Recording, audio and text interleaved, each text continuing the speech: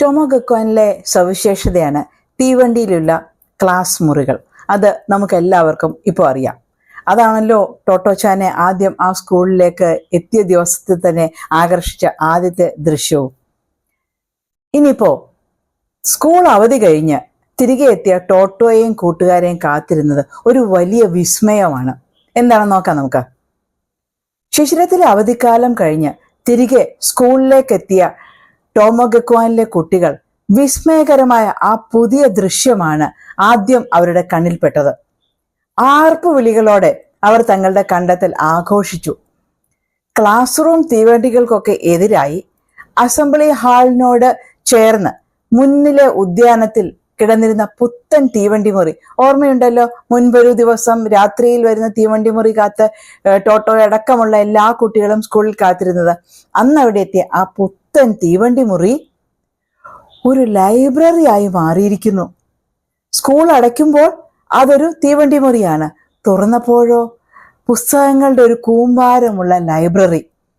School വാച്ചറായിരുന്ന റിയോച്ചാൻ, അങ്ങനെയാണ് അദ്ദേഹത്തിന്റെ പേര്, റിയോച്ചാന്റെ ഈ അവധിക്കാലത്തെ കഷ്ടപ്പാടാണ് ഈ ലൈബ്രറിയായി മാറിയിരിക്കുന്നത്.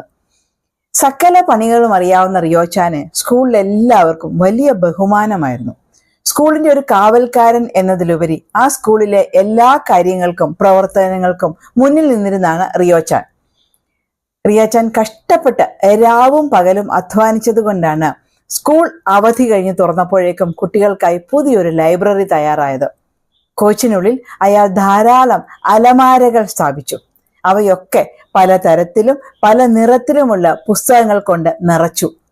ചുറ്റിലും കുട്ടികൾക്കിരുന്ന് വായിക്കാൻ പാകത്തിനായി ഡെസ്കും കസേരയും സജ്ജീകരിച്ചിരുന്നു. കൊബായാഷി മാസ്റ്റർ അവിടെ എത്തി അവരോടായി പറഞ്ഞു, കുഞ്ഞുങ്ങളെ, ഇതാണ് നിങ്ങളുടെ ലൈബ്രറി. ഇതിലേത് പുസ്തകവും ആർക്ക് വേണമെങ്കിലും വായിക്കാം, അതെപ്പോൾ വേണമെങ്കിലും വായിക്കാം. ചില പുസ്തകങ്ങൾ ചില ക്ലാസ്സിലുള്ളവർക്ക് മാത്രം, അങ്ങനെ യാതൊരു നിബന്ധനയും നമ്മുടെ സ്കൂളിലില്ല. ഇഷ്ടമുള്ളപ്പോഴൊക്കെ നിങ്ങൾക്കിവിടെ വരാം, എത്ര സമയം വേണമെങ്കിലും വായിക്കാം. ഇനി ആർക്കെങ്കിലും വായിച്ചിട്ട് പുസ്തകം വീട്ടിൽ കൊണ്ടുപോകണമെന്നുണ്ടെങ്കിൽ അതുമാവാം. നിങ്ങളുടെ കയ്യിലുള്ള പുസ്തകങ്ങൾ, മറ്റുള്ളവർ വായിക്കണം എന്ന് നിങ്ങൾ ആഗ്രഹിക്കുന്ന പുസ്തകങ്ങൾ വീട്ടിലിരിപ്പുണ്ടെങ്കിൽ അതും നിങ്ങൾക്കിവിടെ കൊണ്ടുവരാം. എന്തായാലും ഇത് നിങ്ങളുടെ ലൈബ്രറിയാണ്, നിങ്ങൾ തന്നെ സൂക്ഷിക്കുക. ഇത്രയും കേട്ട കുട്ടികൾ സന്തോഷത്തോടെ പറഞ്ഞു, മാഷെ, ഇന്ന് ആദ്യത്തെ ക്ലാസ് ലൈബ്രറി തന്നെ. എല്ലാവരും ഒരുമിച്ച് ആവശ്യപ്പെട്ടു. ശരി ശരി. ആവേശഭരിതരായ കുട്ടികളെ നോക്കി നിറഞ്ഞ ഒരു പുഞ്ചിരിയോടെ മാസ്റ്റർ പറഞ്ഞു, നിങ്ങൾക്കിഷ്ടം അതാണെങ്കിൽ നമുക്കിന്ന് ആദ്യത്തെ ക്ലാസ് ലൈബ്രറി തന്നെയാക്കാം. പറഞ്ഞു തീർന്നില്ല. അതിനു മുമ്പ് തന്നെ ടോമോ വിദ്യാർത്ഥികൾ 50 പേരും തീവണ്ടി ലൈബ്രറിയിലേക്ക് തള്ളിക്കയറി. അടക്കാനാവാത്ത കൗതുകത്തോടെ അവർ തങ്ങൾക്ക് ഇഷ്ടപ്പെട്ട പുസ്തകങ്ങൾ തിരഞ്ഞെടുത്ത് വായിക്കാൻ തുടങ്ങി. അതിനുള്ള ശ്രമമായി.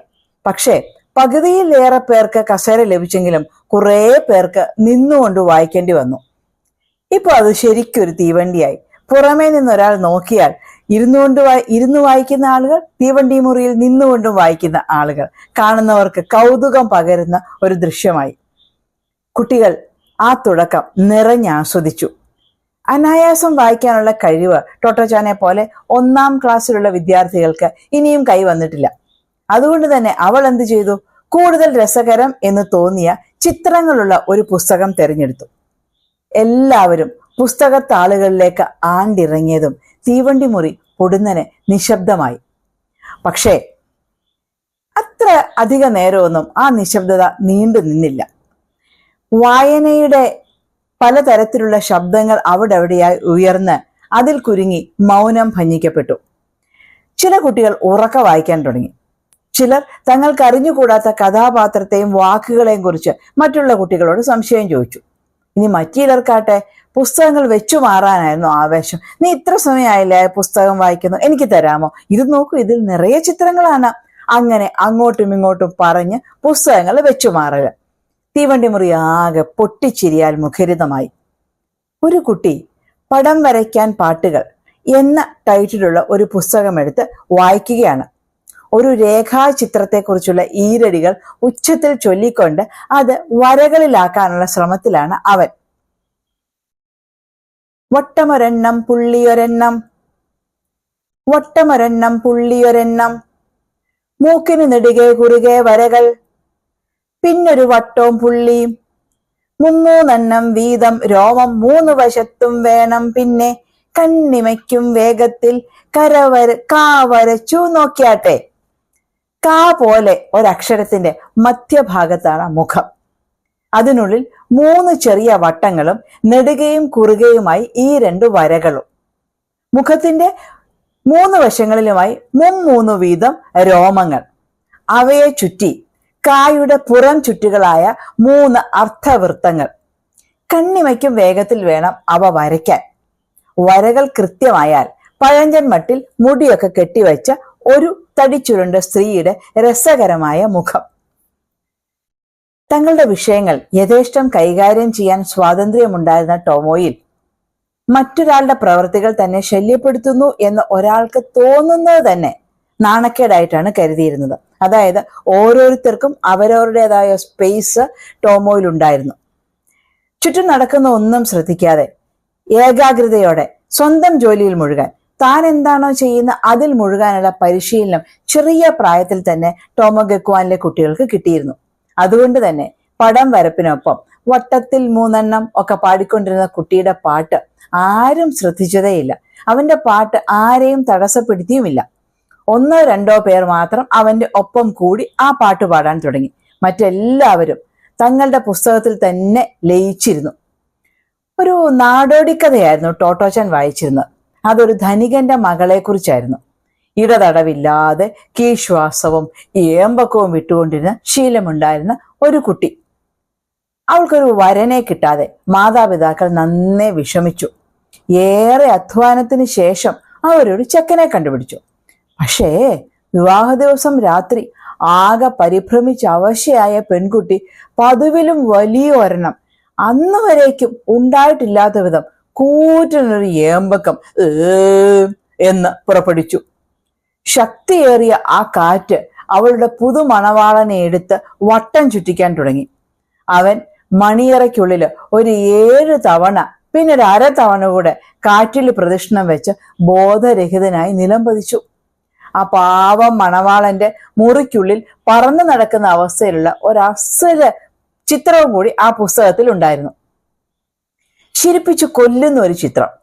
ഇത് വായിച്ച ടോട്ടോ ചിരി തുടങ്ങി. ആ പുസ്തകത്തിന് ചുറ്റും ആവശ്യക്കാര് അവളുടെ കൂടെ നിന്ന് അവളുടെ വായന കഴിയാൻ കാത്തു നിന്നു. ചാള അടിക്കിയതുപോലെ എന്നൊരു പ്രയോഗമുണ്ടല്ലോ, അതുപോലെയാണ് ടോമോ വിദ്യാർത്ഥികൾ മുഴുവനും ആ തീവണ്ടി മുറിയിൽ ഉണ്ടായിരുന്നത്. ജനാലകൾക്കിടയിലൂടെ ചിതറി വീണ പ്രഭാത സൂര്യന്റെ തെളിമയിലിരുന്ന് അവർ ആർത്തിയോടെ പുസ്തകങ്ങൾ കരളുന്നു. ആ കാഴ്ചയുണ്ട് കൊബയാഷി മാസ്റ്ററുടെ മനസ്സ് നിറഞ്ഞു തുളുമ്പിയിരിക്കണം. തീർച്ചയാണ്. ആ പകല് മുഴുവനും കുട്ടികൾ ലൈബ്രറിയിൽ തന്നെ ചെലവഴിച്ചു. തുടർന്ന് അങ്ങോട്ട് പുറത്തിറങ്ങാനാവാത്ത മഴക്കാലങ്ങളിലും മറ്റു പല മുഹൂർത്തങ്ങളിലും ലൈബ്രറി ആയിരുന്നു അവരുടെ ഏറ്റവും പ്രിയപ്പെട്ട സംഗമ സ്ഥാനം. ലൈബ്രറിക്കടുത്ത് ഒരു കുളിമുറി പണിഞ്ഞാലോ എന്ന് വിചാരിക്കുക ഒരു ദിവസം പൊടുന്നനെ മാസ്റ്റർ പറഞ്ഞു. കാരണം മറ്റൊന്നുമായിരുന്നില്ല, തങ്ങളുടെ പുസ്തകങ്ങളിൽ ലയിച്ചിരിക്കുന്ന കുട്ടികൾ മൂത്രശങ്ക എത്ര കലശലായാലും അങ്ങേയറ്റം എത്തുന്നിടം വരെ അവിടുന്ന് എണീക്കാൻ മടി പിടിച്ച് അവിടെ ഇരുന്ന് വായന തുടരും. അവസാന നിമിഷത്തിലാകും അടിവയർ അമർത്തിപ്പിടിച്ച് വെപ്രാളത്തോടെ അവർ അസംബ്ലി ഹാളിനോട് ചേർന്ന മൂത്രപ്പുരയിലേക്ക് പായുക. ആ കാഴ്ച കണ്ടിട്ടാണ് മാസ്റ്റർ പറഞ്ഞത്, നമുക്ക് ലൈബ്രറിയോട് ചേർന്ന് ഒരു ബാത്റൂം പണിയാം. വായന ഏത് പ്രായത്തിലുള്ള മനുഷ്യരിലും ഏറ്റവും അധികം ലഹരിയായി പടരേണ്ട ഒന്നാണ് വായന. ആ ശീലം ചെറിയ പ്രായത്തിൽ കുട്ടികളിൽ എത്തിയാൽ അങ്ങോളം അവരത് തുടരും. ടോട്ടോ ചാന്റെ കൊബയാഷി മാസ്റ്ററുടെ കാലത്ത് മാത്രമല്ല, ഇന്നും വളരെ റെലവൻ്റ് ആയ ഒരു സത്യമാണിത്. അതുകൊണ്ട് തന്നെ വീടുകളിലെ കുട്ടികൾക്ക് എത്ര ചെറിയ കുട്ടിയാണെങ്കിലും ഒരു 6 മാസം പ്രായമാകുമ്പോൾ തൊട്ട് തലപൊക്കി കുഞ്ഞ് ഇരിക്കുന്ന പ്രായം തൊട്ട് ചിത്രങ്ങളുള്ള ബുക്കുകൾ കാണിച്ചു കൊടുക്കുക.